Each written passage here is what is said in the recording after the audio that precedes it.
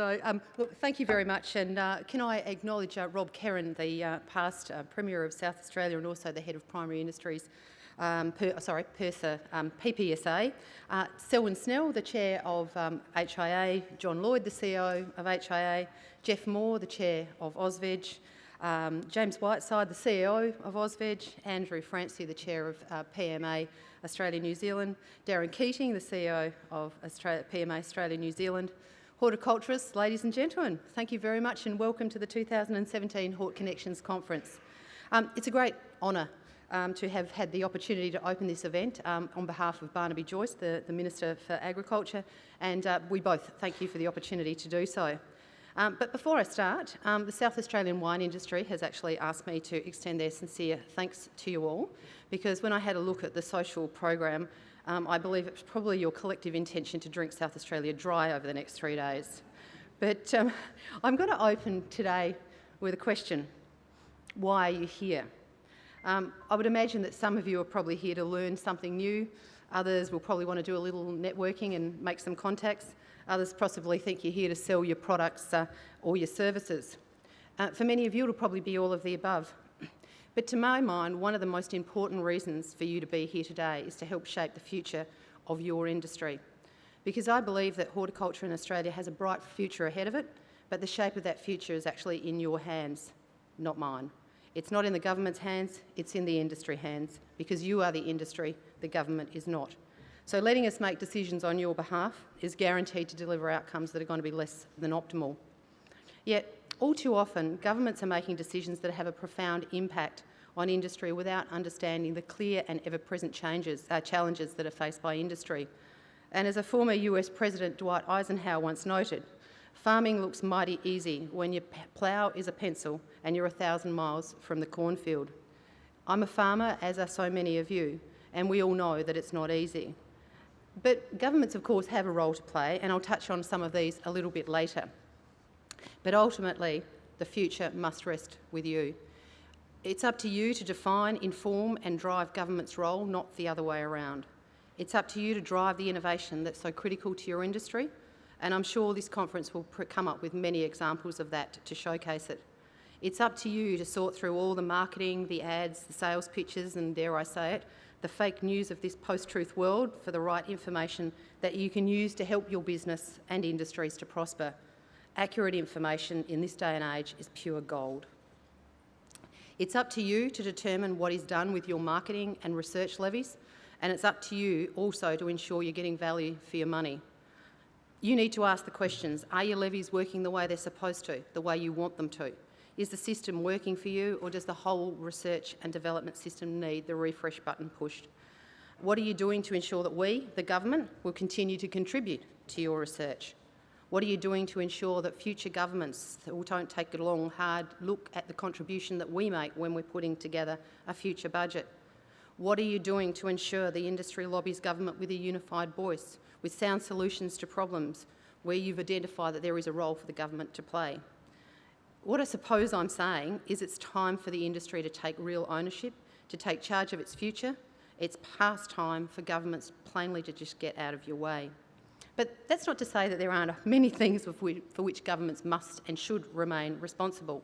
But ultimately, the best work is done when we're all working together. An example of this will be this week, the announcement of the Fair Farms initiative that you'll hear more about over the next couple of days. But suffice to say, it is a great example of the industry identifying a problem, designing a solution and then coming to government and asking for support. It makes it very easy for us to be able to support initiatives such as this because of the way it's been designed.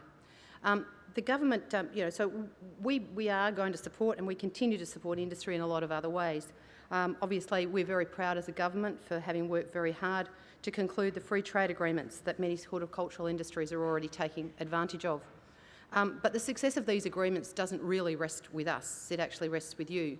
It's a case of we've opened the door, but it's entirely up to you as to whether you're going to step through it. But it's great to see that a huge amount of our horticultural industry businesses have taken that step. And in 2015-16, we saw horticultural exports out of Australia reach record levels, and we're expecting that forecast to reach $3.3 billion over the next 5 years.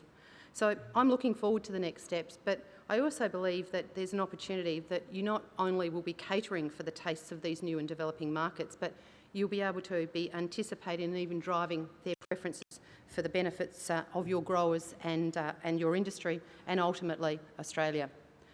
The government's also investing tens of billions of dollars in new infrastructure, especially new transport, water and communications infrastructure. And as you might not be surprised, in South Australia we're investing also in power infrastructure. But whilst we can build the infrastructure, once again it's going to be up to you about how you best use it, and to ensure your industry has a voice that is very prominent in making future plans about further infrastructure. Government's also introduced the new Horticultural Code of Conduct, but once again, up to you about how you want to use that to your best advantage. We're also introducing new country of origin labelling, making it easier to identify Australian products. But once again, it's going to be up to you to ensure that the produce that you're putting in that packaging that's labelled Australia meets the high expectations and the ever-increasing expectations of the discerning shoppers for which we put our products on the table. And that's especially true here in South Australia, because we think of ourselves as great foodies, notwithstanding that we do have the claim to fame of our most famous food being the pie floater. Maybe you should try one. The cart's often outside of here, outside of the casino after midnight, so if you're up a little late and you want some, maybe you should go and try one. But on the broader front, we've introduced some tax policy to benefit small businesses that are uniquely fitted for agriculture.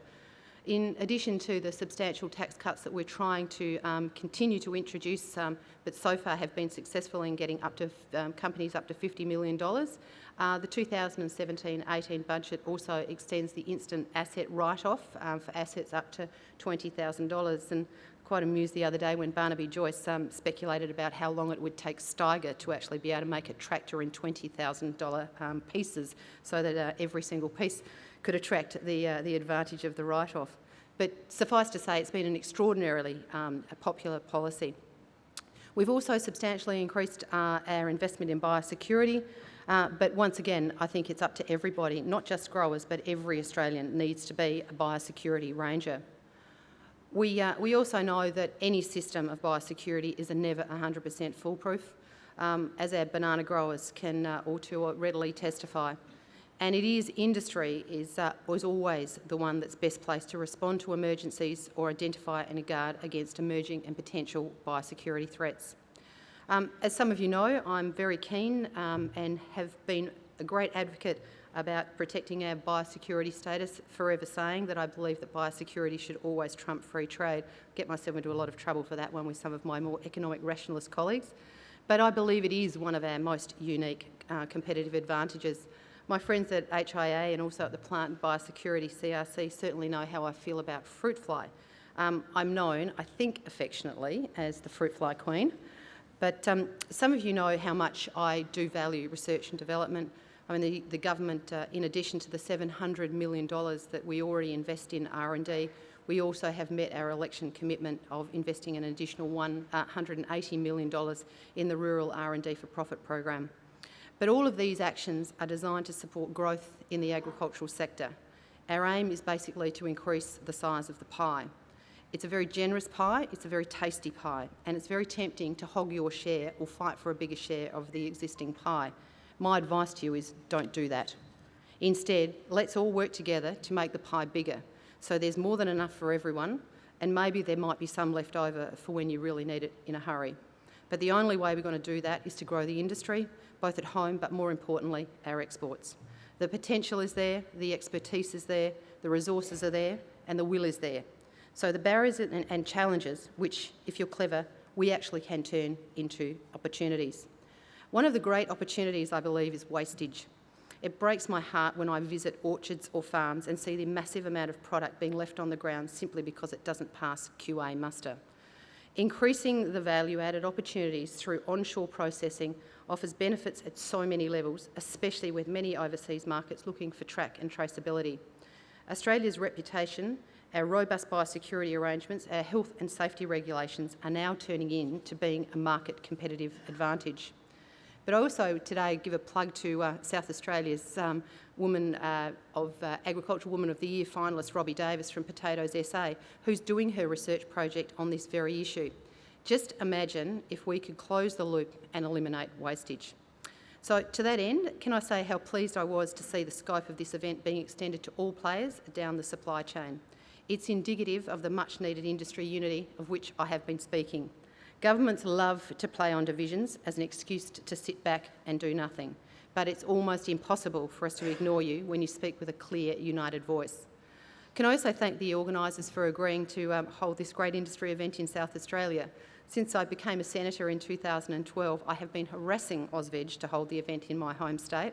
I'm not sure what's changed since then, but thank you anyway.